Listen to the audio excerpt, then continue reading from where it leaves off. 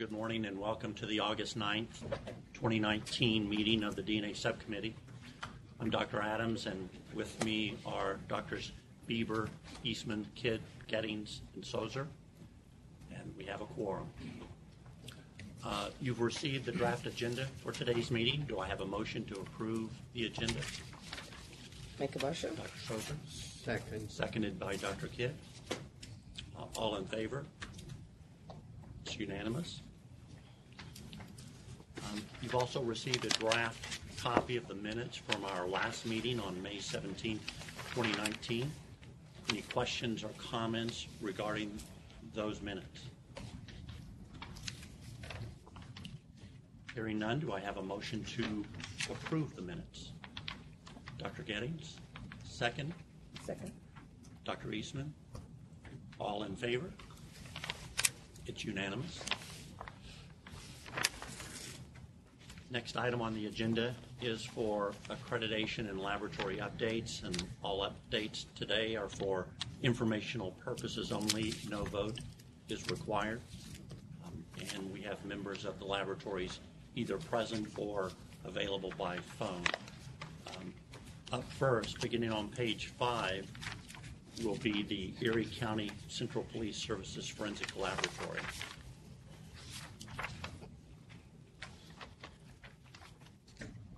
Questions, comments regarding Erie County?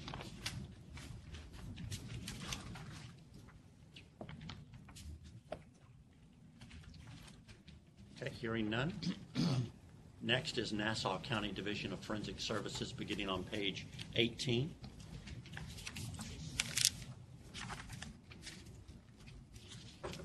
Any comments or questions for the laboratory?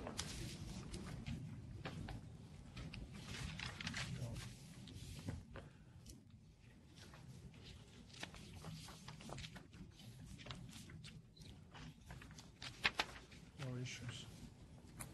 No issues are noted. Next, New York State Police Crime Laboratory, beginning on page 29. I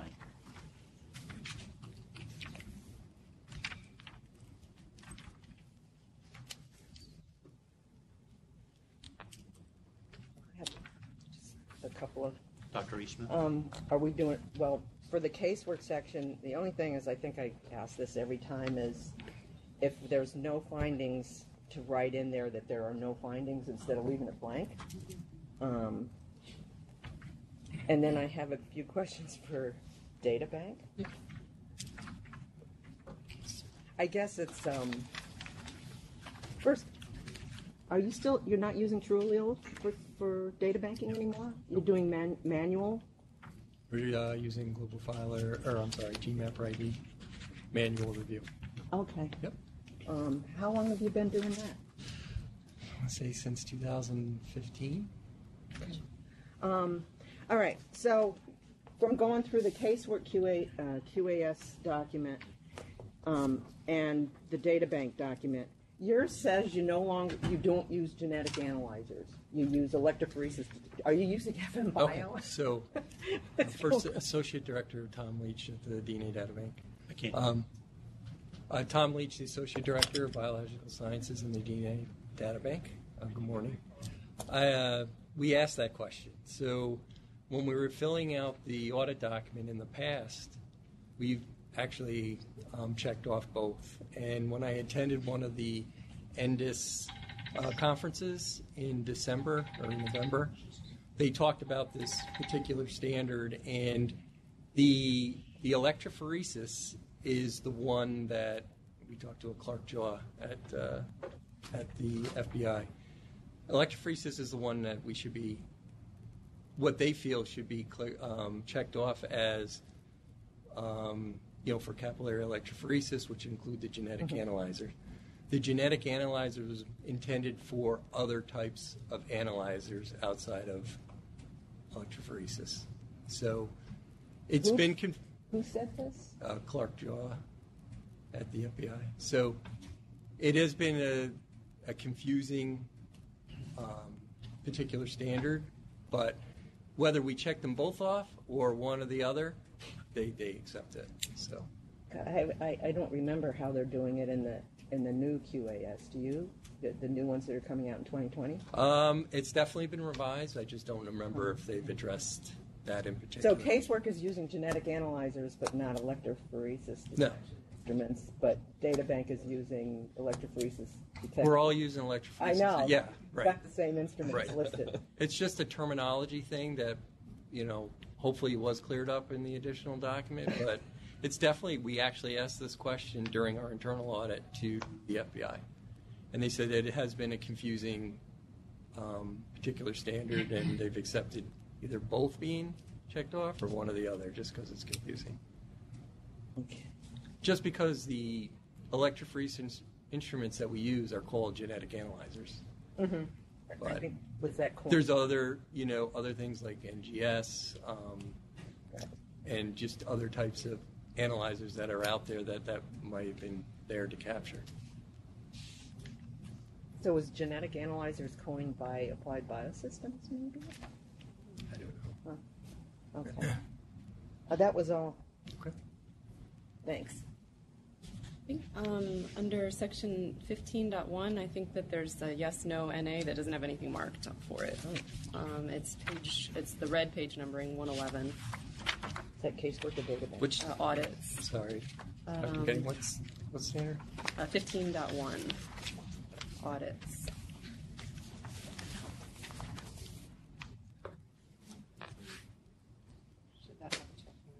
Which page number? The red 111. Oh, I should be checked, yes. Thank you. Okay. We'll make sure to update that. Thank you.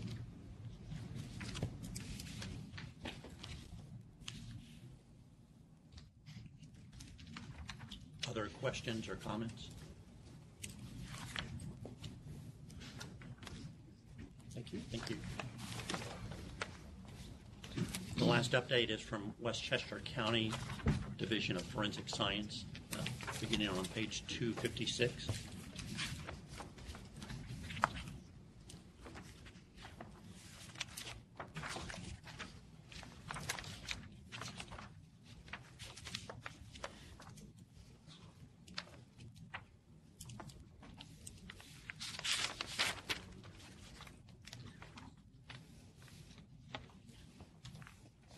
Questions, comments? I hear none. We'll move on to old business. First up in old business will be an update on the New York State Partial Match Program. Jill? For partial match, there have been no changes since our last meeting. There have been no new requests, so we're still at 93 names requested. 49 names have been released. Of those 49, 47 investigations have been closed with 1 conviction and 1 arrest. The case is pending, and then 2 active investigations.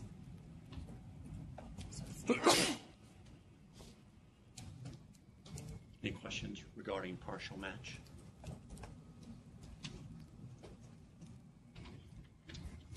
We'll move on to familial searching. For familial search, we have received 33 applications in total with 5 resubmissions, 5 of those being resubmissions. There are 19 approved applications, 10 have been rejected, 1 was withdrawn, and 3 are pending review and approval in the process. Of the 19 that were approved, 3 are still pending the Memorandum of Understanding execution, 7 are in the search queue, 1 is in process, and 8 have been completed. Can you talk about what would lead them to be resubmitted? Sure. So if a sample does not meet the criteria, so if there is no YSTR profile or not a full YSTR profile, it will be rejected at that time. If further analysis can happen, then it'll be resubmitted at that time, and we can look at that's some of the instances. Okay, there are. Jill, what can you tell us about the 8 that have been completed? We conducted the 8 trainings for the law enforcement agencies as well as the district attorney's offices. We have released results in 2 of those 8 cases. So the 6 of the 8 have not been productive? Is that what you're saying? At the time of the search. Right.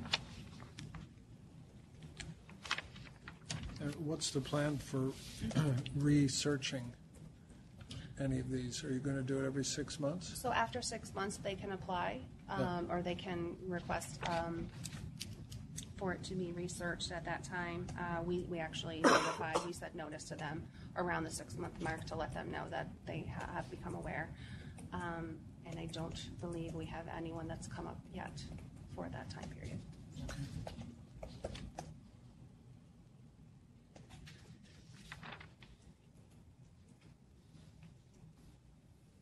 Anything else on familial searching? At our last meeting, we asked that another attempt be made to acquire the CODIS bulletins, and it comes as no surprise that we were rejected once again. So we will not be receiving those CODIS bulletins as a DNA subcommittee. Any input from Brett or Jill? You see the letter we sent. We also did a telephone call as well, and we didn't get in touch with anyone who was able to speak to the merits of anything. That's it. I think that, not having access to this document, or the documents that come out, has been clearly stated. We will not have access to those, but I am hopeful that perhaps the state CODIS administrators can aid in any updates that the subcommittee might need in order to understand what parameters have been set or things that have changed, so to keep you guys kind of in the loop on that. Okay, that'll be very helpful.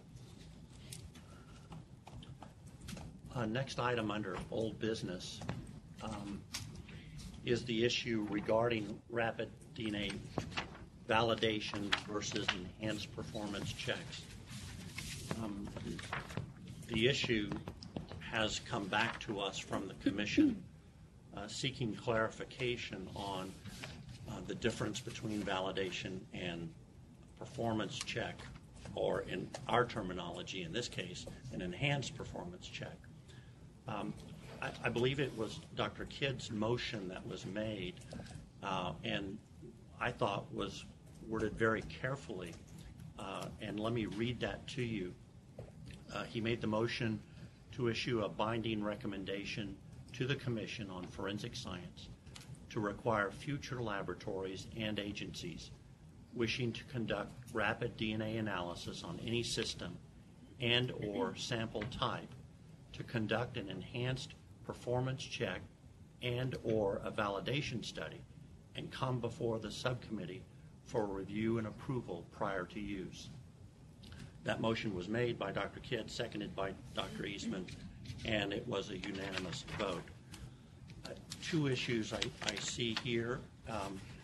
I understand why Dr. Kidd made the motion as it is to state an enhanced performance check and or validation, because under the ANDI 6C, all that is required is a performance check.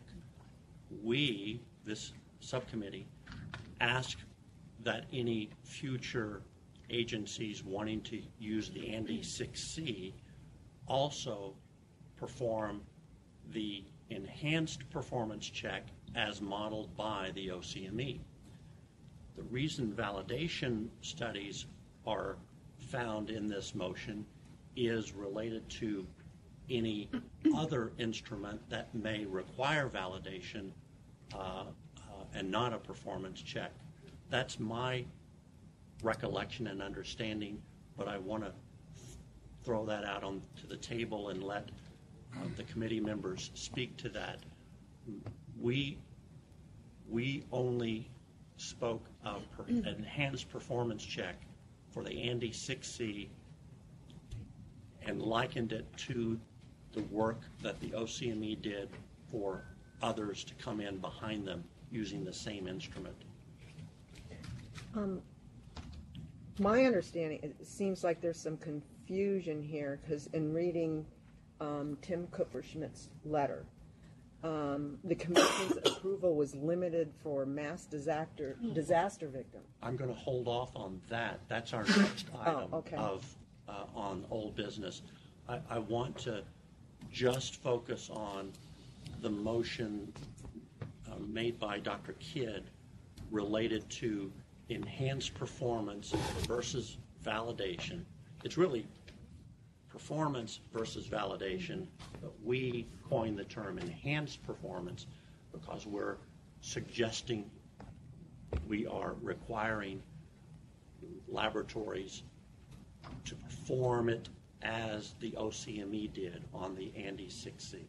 So when we had our discussion the last time, I vaguely recall, and I might be recalling wrong, but didn't we discuss the possibility of putting out some guidelines for what an enhanced performance check is? We if I remember correctly, the OCME offered to send out their performance check to anyone that wished to see it, and we asked that other laboratories use that as a model for the Andy 6C performance check that we now termed enhanced performance check. I don't recall, Alice, whether we stated we were going to further. Oh, I don't know whether it was, well, I just vaguely recall a discussion about having some kind of guidelines, because it is a new, what's an enhanced performance check? It's defined by the OCME's validation, essentially. And that was the clarification that Dr. Gettings made, that this really isn't a validation, it's a performance check. Under the QAS, the performance check for the Andy 6C only required a very limited number of samples, one donor.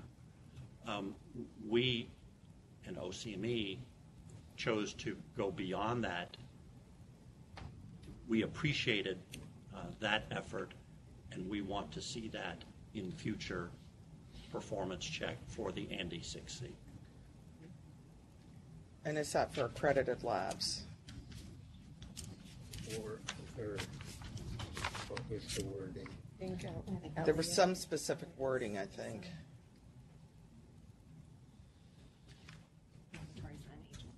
Yeah, I think it, Okay.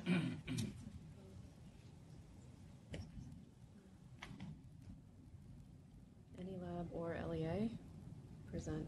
That's what I have written. But Yeah, I only have it here as to require future laboratories and agencies Okay, good. wishing to conduct rapid DNA on any system and or sample type to conduct an enhanced performance check and or validation study and come before the subcommittee for review and approval prior to use. so can we just refer to what New York showed us, their matrix that they showed us of testing, and they say this is what we mean by enhanced? I think that's exactly what the motion was and what we meant by an enhanced performance check that went beyond QAS requirements. So do we just need to point to that clearly in the motion, perhaps, as performed by New York OCME? Jill or Brad, I think that would certainly And nail could it cite- down. We could cite the page number even of the matrix or something like that if this is public. Right. And I think OCME has expressed that they're willing to obviously share that information with other laboratories. I believe they said at the last meeting, so. And I don't believe the commission had these materials. Okay. So I had led problems. Is the proper procedure to amend the previous motion? I certainly don't think that's a problem. Yeah, that would be fine. I mean, it still wasn't Or just Right. add a comment on interpretation. But modifying the motion would be, that's fine, that's the easiest. So to reissue another binding recommendation with clarification, or to issue something separately? I'm not sure what you're saying. Oh, I'm just saying, not necessarily to issue another binding recommendation, but to put publicly a clarification of what was meant by enhanced performance check. Is it footnoted or something? A footnote? Footnote that points to the page. Yeah.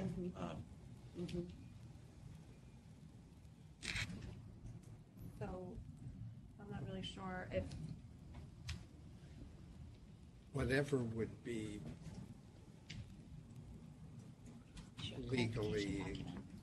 we could issue a clarification letter to the commission based on the binding recommendation that's already been issued, if the language as the binding recommendation still stands, referencing the data that OCME has provided. As a subcommittee, we could, our office would track that, and then you could send that up for specific clarification, and also obviously the record stands itself as you guys have discussed it. So I'm satisfied with that. Yeah. And what about validations?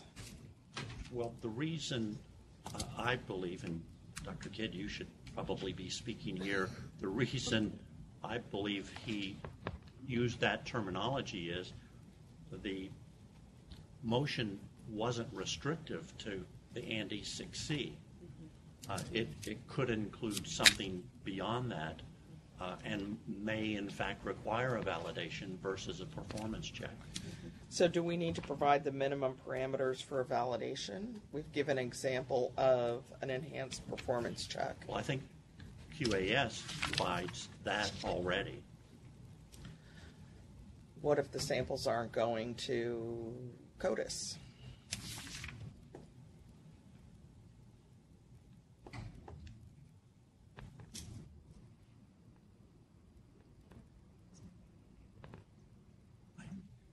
Personally Wouldn't make a difference I to don't you? think it should make a difference.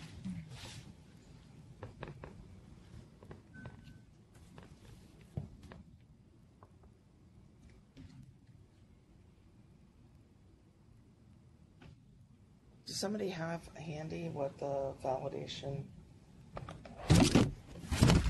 Table 1? No, for the QAS. Oh.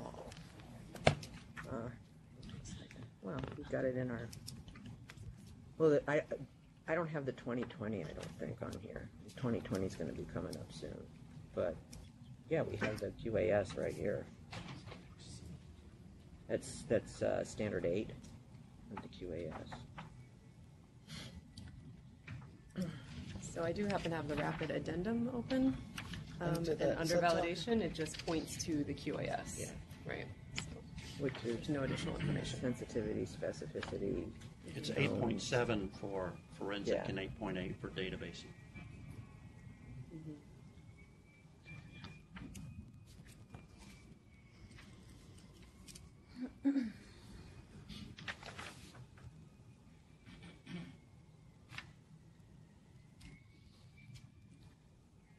Reproducibility and precision, sensitivity, knowns, and Okay. non-probatives, mixtures.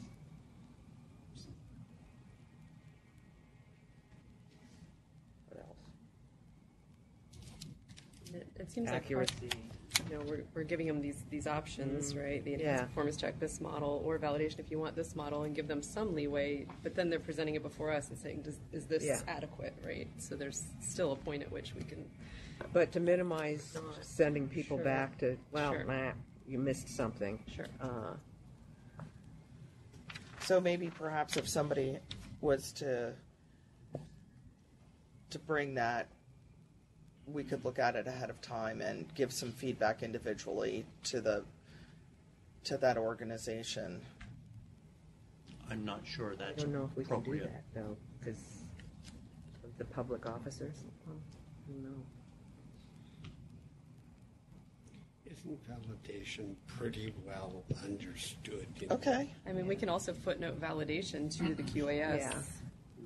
I think that's appropriate in the clarification letter to add the QAS for Okay. databasing and forensics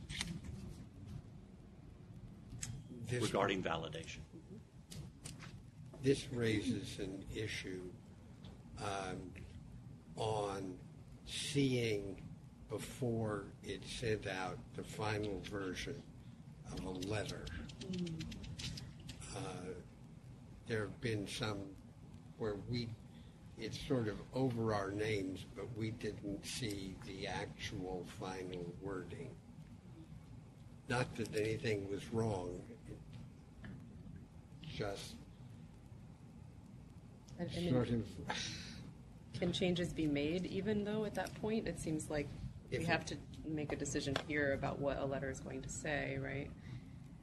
And I don't know if we can do a lot of back and forth. If I could just ask that people speak up as well, because I think some people are having some troubles hearing. That's all. So, Dr. Kitt, you're asking that this clarification letter, before it is signed by me, is that correct? I will sign that. Yeah, you would have to. Before I sign it, I should send it out. The rest of the subcommittee would like to see it and add any comments before we put it in final form. I think what we usually do is that we will rewatch the video and make sure that whatever the binding recommendation is word for word that's set on the record. And I think that's what we've done in these instances. So I want to just, make that known in terms of Right. what And is said in the in letter. terms of what we're talking about now, I'm not sure that there is explicit wording for what we're talking about. I think we all agree. It's just the wording becomes an issue. I don't want to make it a big hurdle. And I think it's easier, given the context, for you, for Dr. Adams to come up with wording we agree with. It's just we'll never have seen it. In this case, it's not a binding recommendation we're actually putting forth. In this case, we're only clarifying the previous binding recommendation. So I think all we're doing in this case is telling the commission that the enhanced recommendation will point to the page. The enhanced performance check will point to the page. Validation will point to the QAS. And it's that Fine. simple. It seems Okay. like just a couple of footnotes to Okay, the two terms. fine. I don't know if you were trying to preempt this from happening in the future by us seeing these letters before they go out, right? But it seemed like the last letter, perhaps we would have seen that writing and realized that it was vague. But I'm not sure that we can change things like that outside of this meeting. Can't. No. Right. Right, right. Yeah. Challenge. Okay. It certainly is noted, and your comments, Dr. Gettings, are appropriate as well. But I think in this case, it is a simple footnote or clarification, pointing them into the direction they need to be pointed to. That a validation would refer to the QAS standards and what requirements would be necessary to meet that for a term validation, and that an enhanced performance check would be that we would reference the OCME presentation and what they have done in order to meet those standards for the ANDI 6C As a model. as a model. And the QAS needs to be the databasing, what's the number? I mean, 8.8. It's 8. completely clear? Oh, I don't know which 8.8. 8.8. Okay. But what is it in the 2020? Are we going to revise this for when the 2020 comes out, which is Oh, if it's supposedly in its final form? I'm not sure. I think just referencing Although the it's- QAS itself into the validation, I mean, because there's also going to be a QAS for rapid, so that's Yeah. specific. It's going to be completely different than, it's my understanding that it'll be completely different.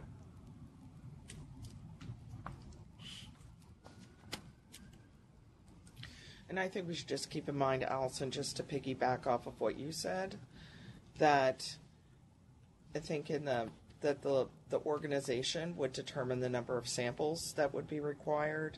Just want to try to preempt if someone comes in with a validation and then we go, oh no, you need to do 2 more samples, Yeah. and then it's 4 more months.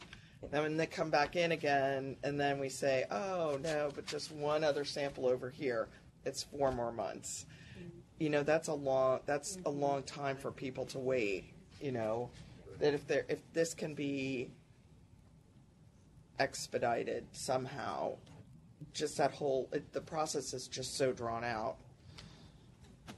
So, is there a way that we can facilitate it? That somebody's valid, help them. And it's not just on Provide rapid; guidance it would be on somehow? anything. You So know, they can come and not be sent back for more work. Well, I think that's exactly what we've done, maybe in more detail today. I think that's exactly what we've done by saying, follow the model of the OCME on the Andy 6C, follow the model of the QAS on a validation of another instrument. Right. We're not That might We're not. not specifying the exact number of samples that have to be run, but clearly one sample is not following the model of the OCME. I mean, I think we have a validation study here for the OCME, so I think that's pretty clear.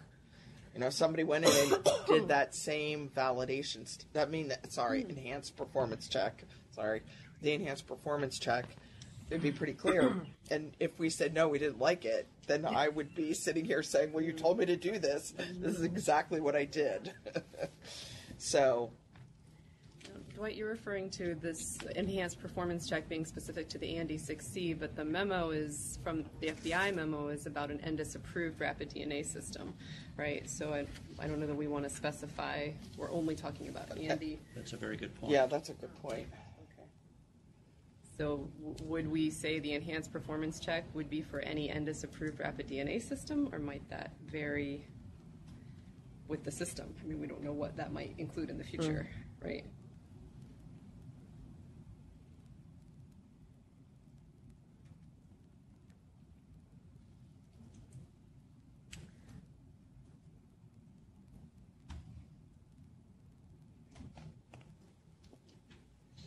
Can keep ourselves tied up by worrying about, About the what future. might come along in the future. I mean, if we cite that as an example specific to the Andy 6C and not say anything, not tie it to that memo, the FBI memo, then. What was Oh, I presented think- to this body was that specific test, what OCME presented, and what this body issued the binding recommendation on was on that one device, as I understand it. Mm-hmm. If it's covered by the statute, some other device, they're going to have to bring it before this body as well. Okay.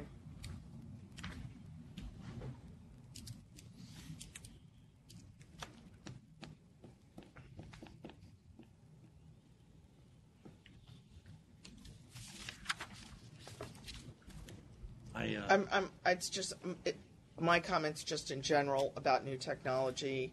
I mean, I think we want to try to foster new technology and make sure that it's valid, regardless if it's rapid, regardless if it's something else. So laboratories can use the most up-to-date technology that's efficient and effective and accurate for their laboratory.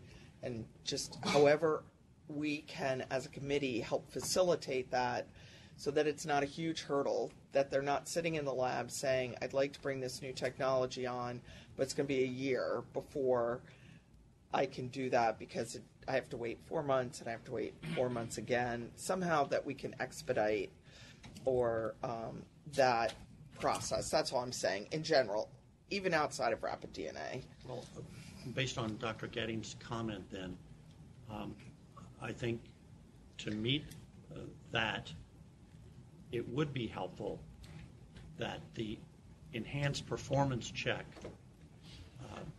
include any INDUS-approved system. In other words, a validation isn't required.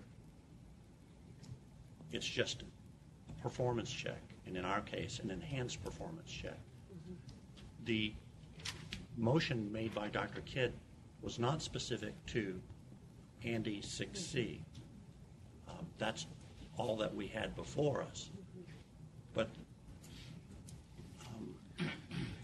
maybe I could just rephrase kind of what I'm stating and say, Jill, could you look at ways that it would be that our subcommittee could still function in the bounds of the law and regulations, but to help support implementation of new technology in an expedited way? I think you could. Okay. Is that good? Yeah. Okay. I think it becomes difficult because this is a public meeting. So Right. information does have to be set forth in the public. But I also think that we need to understand that when a laboratory or an agency is implementing equipment, if it's already been accepted and approved, then that is when a performance check is only necessary versus that is, if it's groundbreaking and not technology that's been accepted or approved, then a validation, which has more stringent requirements, are required. And it's basically incumbent upon whoever's presenting to know the difference between that and for you guys to evaluate that and decide if it's sufficient.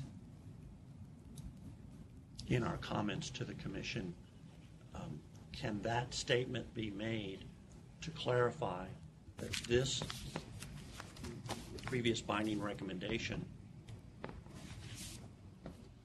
was not solely related to the Andy 6C, but the distinction here is on performance check versus validation. And as Dr. Gettings mentioned, that performance check would normally be done on any INDUS approved system, not restricted to the Andy 6C, versus validation of something that is outside of INDUS approved.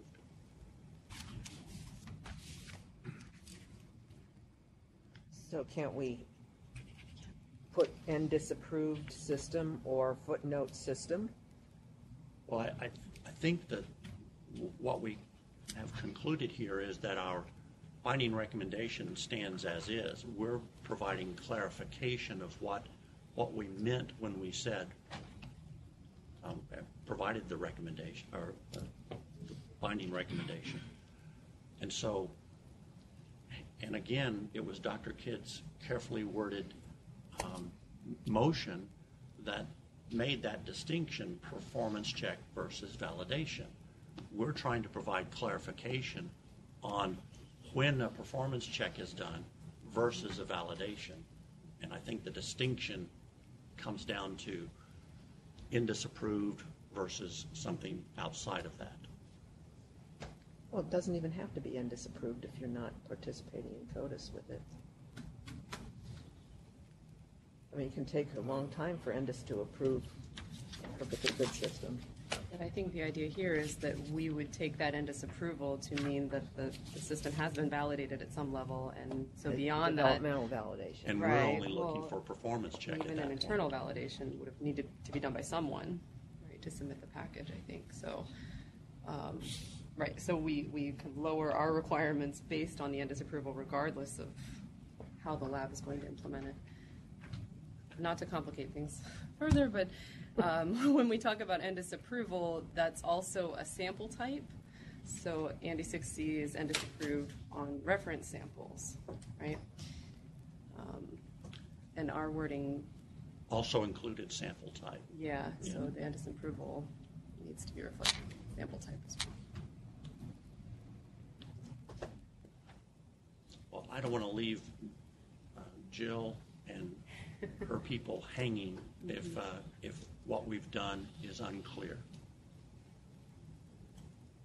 I think with what has been discussed, it may be useful. Initially, we were thinking the letter of clarification, which is what defines what you meant in this enhanced performance check versus validation. So we can draw off of that if we're not changing the crux of what the binding recommendation is. But if we're going to get into more specifics, then I think we need to issue a new binding recommendation. Am I correct on that?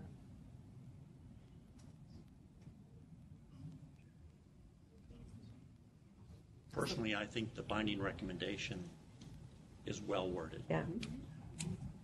I think all that's needed is clarification to allow the commission to understand why we use terms of performance check and validation. Okay. Yeah, the binding recommendation is what will be presented to the commission. This is good background, gives them some context, understanding that the thoughts behind the previous motion.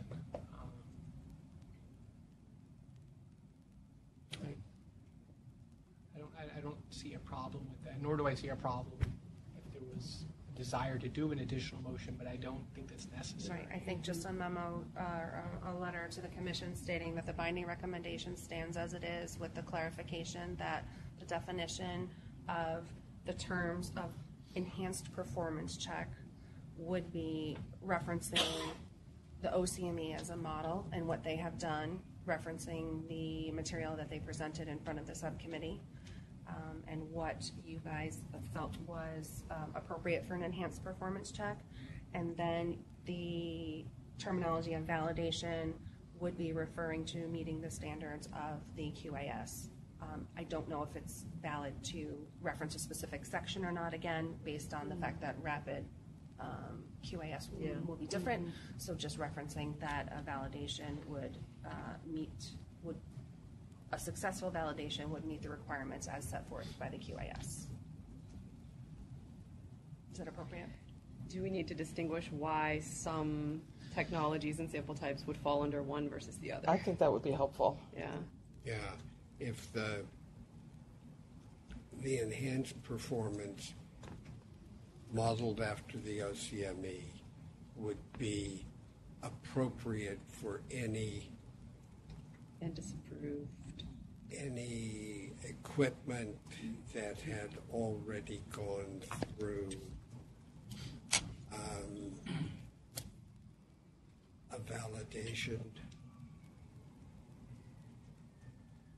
So I think it's the instrument and sample type that's Yeah. undergone the ENDIS. Say application and Yeah. disapproved application. Yes. Something like that. Okay. And that's because the validation's already been done Right. and approved.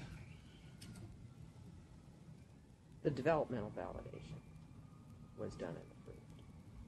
So it's my understanding that an ENDIS package is based on both the developmental and some laboratories' and internal internal validation Yeah. that is To- going to implement it. Yeah. I think so.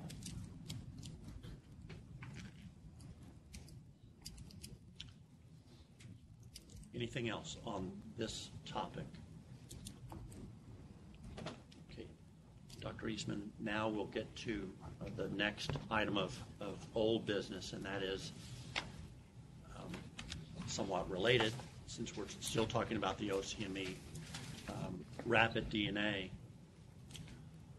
It appears that as there was some confusion at the commission on this body's binding recommendation related to the samples. From our minutes from our previous meeting under new business, we viewed a presentation by the OCME entitled Internal Validation of the Andy 6C System for Reference Sample STR Typing. And after discussion and review of the Indus Memorandum dated February 19th, 2019, regarding rapid DNA guidance, the information was determined to be not just a performance check, but an enhanced performance check. And we've discussed that. I think we're fine there, rather than an internal validation. Further discussion regarding the intended use, sample collection, sample storage took place, and Dr. Gaddings made the motion for a binding recommendation to accept the enhanced performance check and approve the use of the Andy 6C rapid DNA system on buccal swabs from reference samples collected via the manufacturer's recommended protocol. Dr. Eastman's second motion was made and seconded and approved unanimously. The presentation was made regarding reference samples.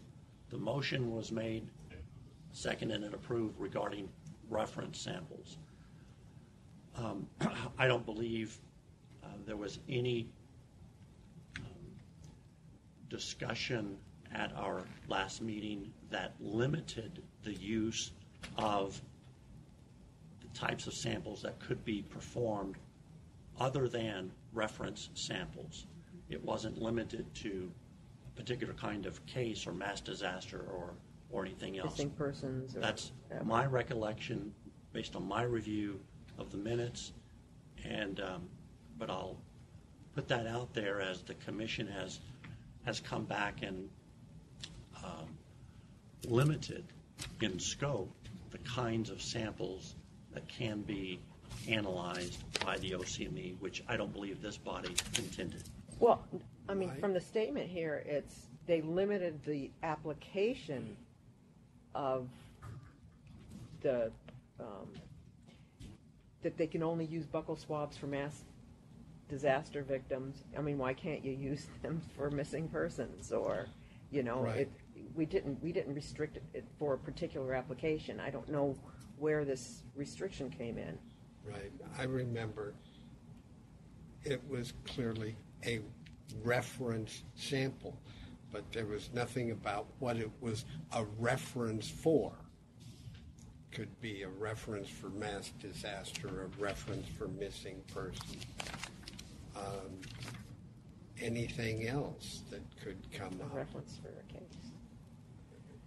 Yes. Does somebody know why that happened? Was that? I unfortunately didn't watch the video or watch the meeting, but it's on YouTube. Right. I should have checked.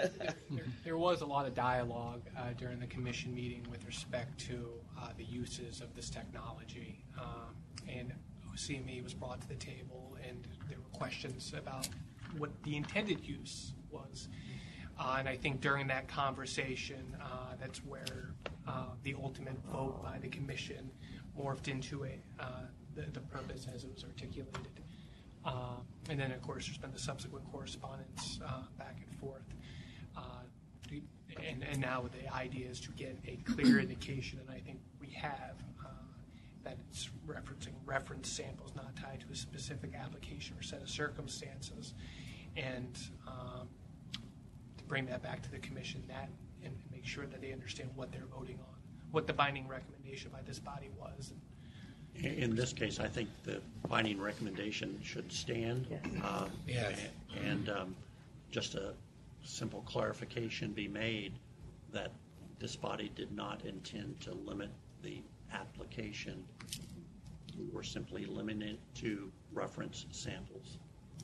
If the commission had specific concerns about, we're seeing 3 different applications, right? DVI, missing persons, and casework references. So, or I guess databasing samples too, if you wanted to. But did they articulate specific concerns about those subcategories? Yeah, that- I'd say it's fair to say members of the commission did. Okay. Some members, and the concerns, I think it would be fair to say were really based on the application, more so, what the process is in those unique sets of circumstances and what this means in those different contexts. There was some dialogue about potential types of cases, and what was being authorized. And then it's from that conversation, I think, that there was some dialogue with OCME about what their intended use was. And then I think that's how we ended up at the position where it deviated slightly from what this body had finding recommendation. Because it seems like it would cover OCME if we said missing persons in DVI, and we didn't say forensic. We specified not forensic references, but I don't personally have a feeling on why we would do that. But I would like to understand why the commission might not want that. I don't believe it was our intent to limit it to anything other than reference samples. And when we define a reference sample, what do we mean by that? Is that like an That's it, yeah. elimination sample would be a buccal buccal swab swab? from a known person. Individual? Yeah, you can not. And our recommendation also included via the manufacturer's recommended protocol.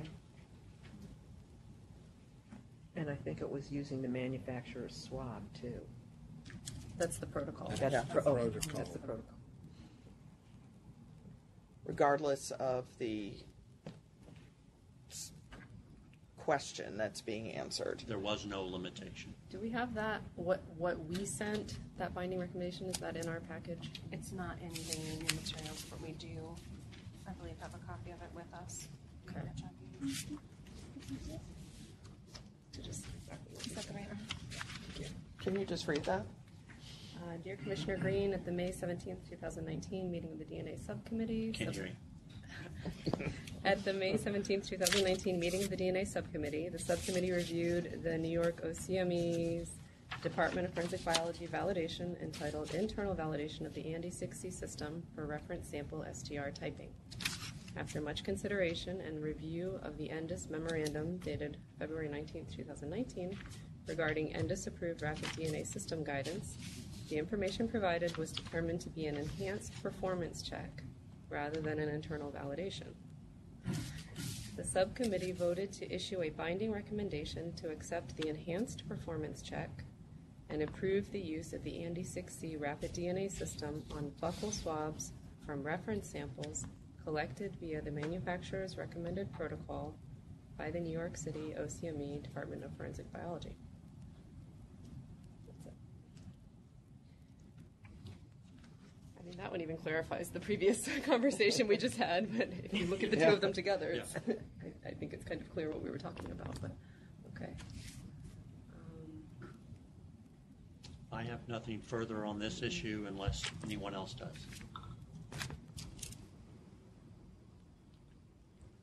Okay, moving on.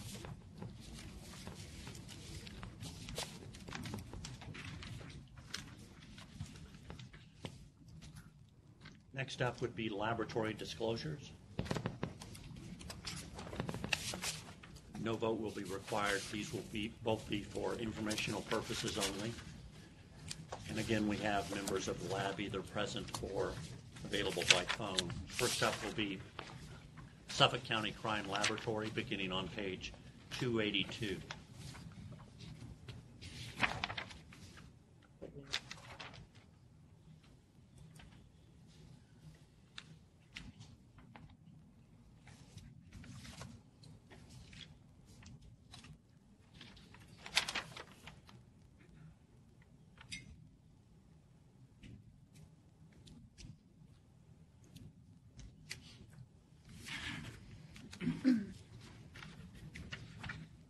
Any comments or questions related to this one?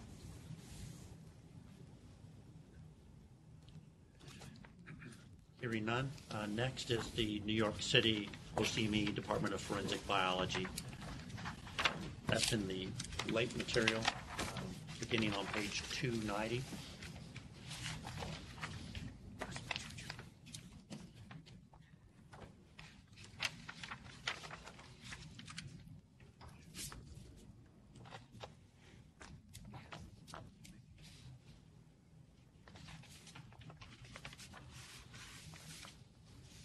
This was one of the letters. The date on it, I think, is incorrect. It says July 26, 2018, from Louis Vargas. Oh, right. But I think it should be 2019, right? Because Yeah. it just happened. Okay. We received it. We received it on the 26th of 2019. We have our stamp Oh, in the okay. corner. Perfect. So, yeah. Okay. But for the event, I guess, yeah, we have some questions. Yes, I think so.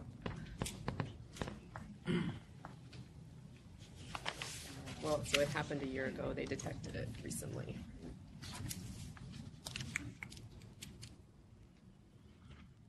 Dr. Eastman? The event was 2018, July 6, 2000. Was when the samples were Yes. prepared. Correct. Maybe you could you explain what's in the letter maybe a little bit? Make it a little clearer. Do you want me to go ahead? So basically what happened is that Meredith Rosenberg, Quality Assurance Manager, NYC OCME. So basically what happened was an analyst cut a suspect exemplar, and then a couple hours later, one was before lunch, one was kind of after lunch, and then a couple hours later cut a sample from a burglary case, and the DNA profile from the suspect exemplar later was found to be associated as well with the burglary case. The suspect did not come in for that case. It came in for a separate case. And the hit was detected and it was issued. It wasn't, the time frame of the testing was not realized until a year later when the case was going to go to grand jury.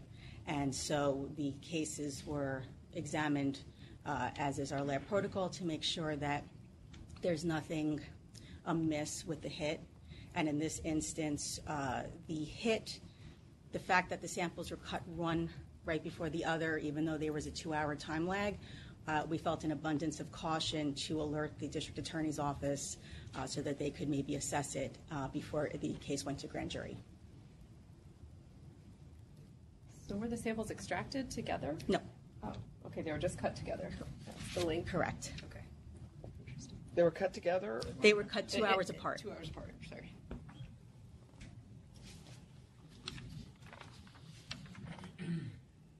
So I assume you have something in place already to cross-check samples that were extracted together or batched in any way. It's along the same protocol for checking to make sure that they weren't examined at the same time, that they weren't extracted or amplified or run at the same time.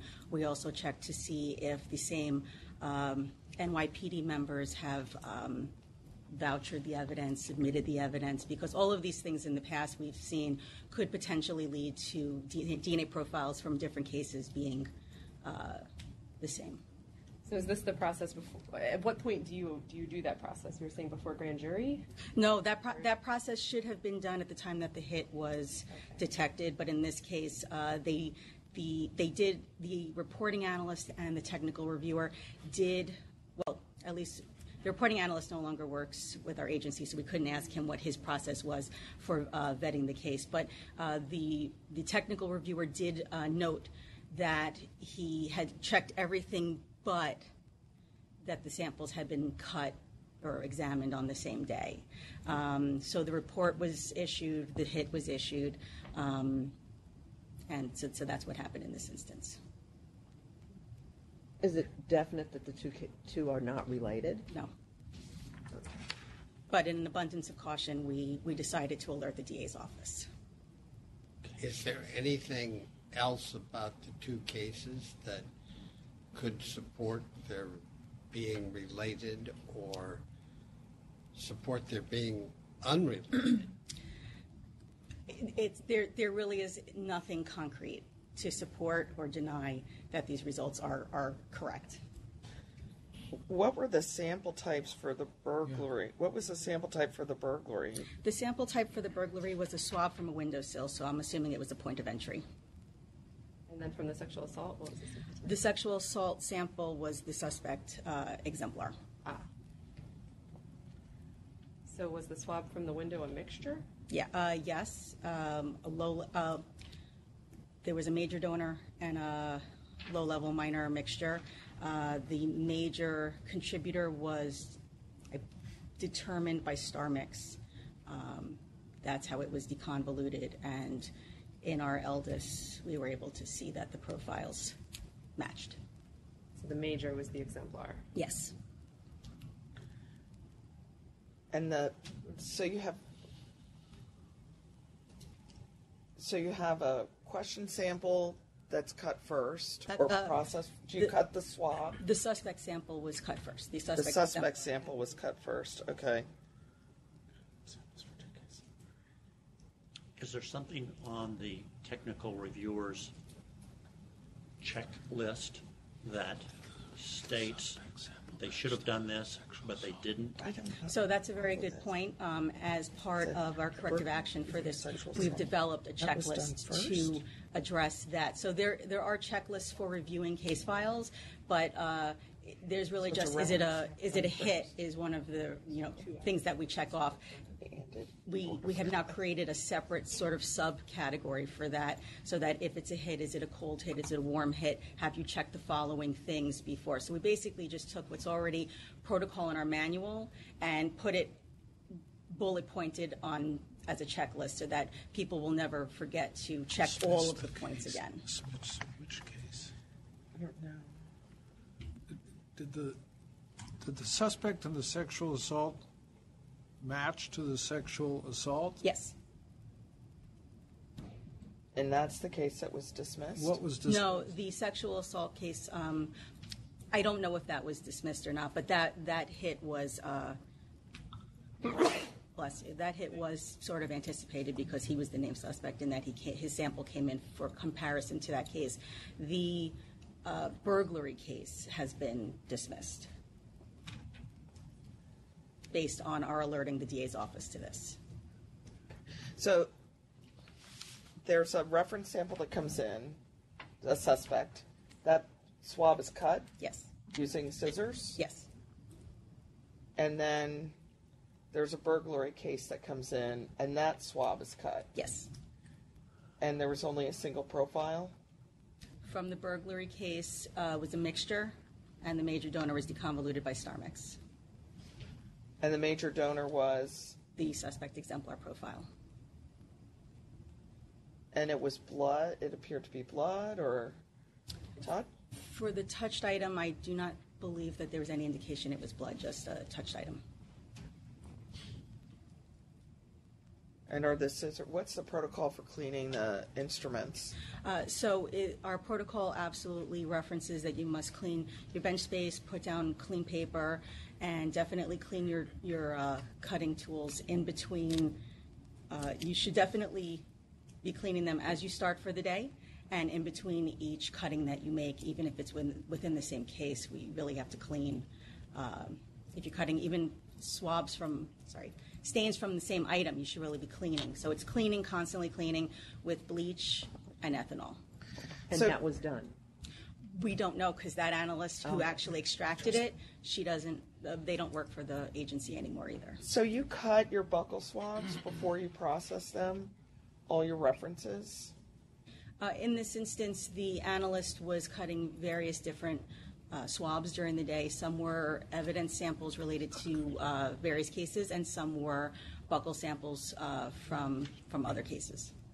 Is there any kind of protocol to make sure that evidence samples are processed completely separate from known reference samples? Our protocol says that you may only have one case open at a time. So no matter where your location is, even if you are at one bench, you should only have one case open at a time that you're cutting. I wouldn't use the same instruments to cut knowns and evidence. I wouldn't either. Well, if they're cleaned properly, there really shouldn't. We have not had any issues in like this occur. Not that we even know that this actually is. Yeah, I mean, you don't. You Right. don't. You're absolutely right. But using different tools really wouldn't solve the problem unless people ensure that they're cleaning the separate tools for exemplars and evidence as well. So Cleaning of the tools. I mean, the only thing, and I shouldn't be so definitive in my statement, so I'm sorry about that. But I think that, and so I think the issue is that you have a lot of DNA in one spot, and then another sample where you don't have very much DNA, and so you want to make sure that samples with a lot of DNA don't trickle over some DNA. If you have a lot of samples with a lot of DNA, it's not as much of an issue. So when you're processing large numbers of references and a little bit of DNA from one gets into another one, you'll never detect it. But it's when you're mixing those two different types of amounts of DNA. Well, just to also point out again that the two samples were cut over 2 hours apart. So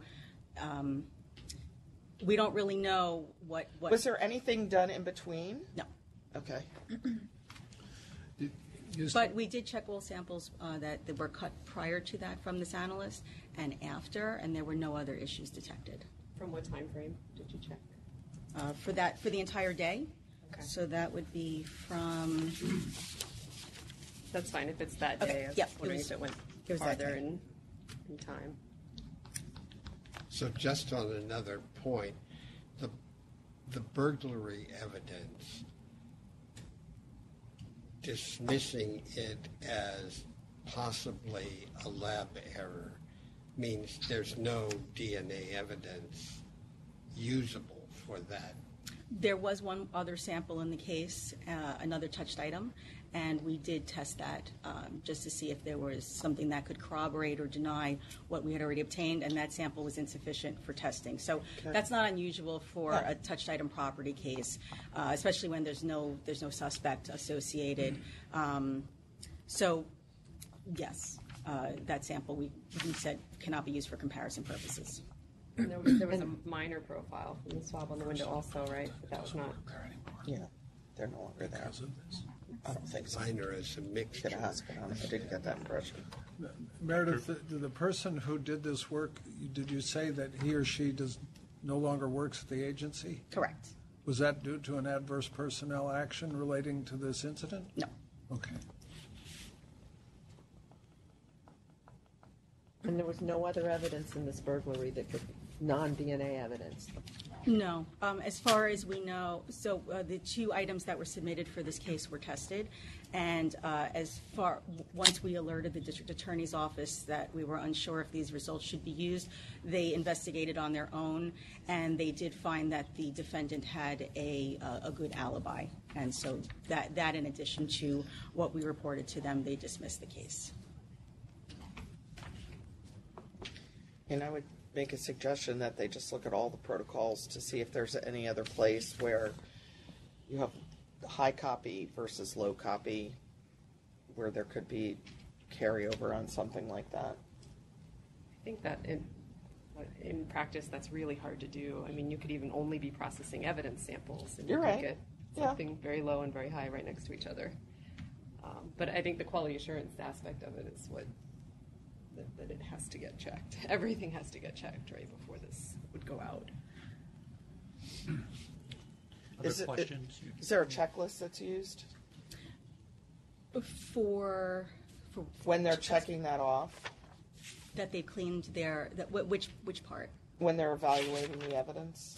I mean, when they're evaluating the report, I think, Catherine, that's what you were saying. Mm-hmm. So there is an existing checklist for the reporting analyst and technical reviewer to use to make sure that all aspects of our protocols are hit while reviewing before the report is finalized and the file is finalized. We are going to add on top of that another checklist for hits to make sure that we never, well, hopefully never have this issue again.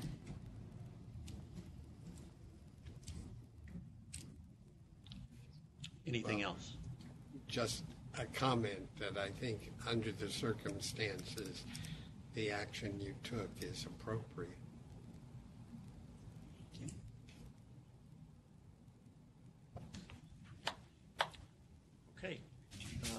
have no items under executive session. The next meeting of the DNA Subcommittee will be November 8th, 2019, here in New York City. Do I have a motion to adjourn? Make a motion. Dr. Soser? Second. Seconded by Dr. Kidd. All in favor? It's unanimous. Thank you very much.